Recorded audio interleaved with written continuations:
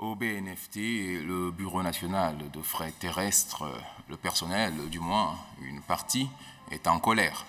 C'est plusieurs personnes qui sont sur le point de perdre leur emploi.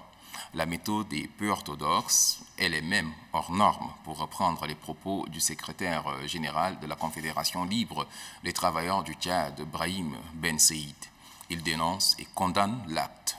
Je vous invite à suivre un extrait de ses propos. Tout est parti par le recrutement du cabinet Djoula pour accomplir le travail de la direction générale du BNFT. Au départ, c'était la compression du personnel pour des motifs économiques. Et par la suite, c'est un licenciement collectif au 31 avril 2017 qui est notifié au personnel. La CLTT a saisi la direction générale du BNFT par deux correspondances.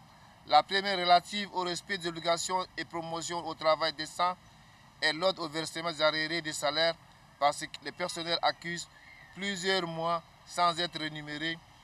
Nos deux correspondances sont restées jusqu'à là sans suite. Par une lettre, nous avons saisi le Premier ministre, chef de gouvernement, sollicitant son intervention car nous avons constaté que ce qui se trame au BNFT est une régression sociale et risque de créer une tension. La CLTT n'a reçu aucune réponse satisfaisante. Ce qui signifie actuellement au BNFT est une violation flagrante de la relation du travail et des droits des travailleurs et travailleuses.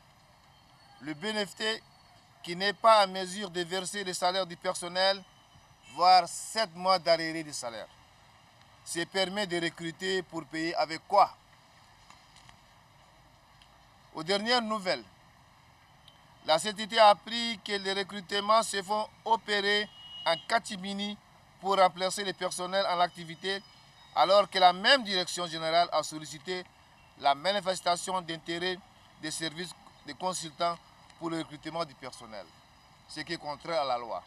Le syndicat des travailleurs de la BNFT est d'accord pour la réforme. Nous savons qu'il y a un pléthore de personnel. Nous défendons les intérêts de nos travailleurs et les intérêts de l'entreprise.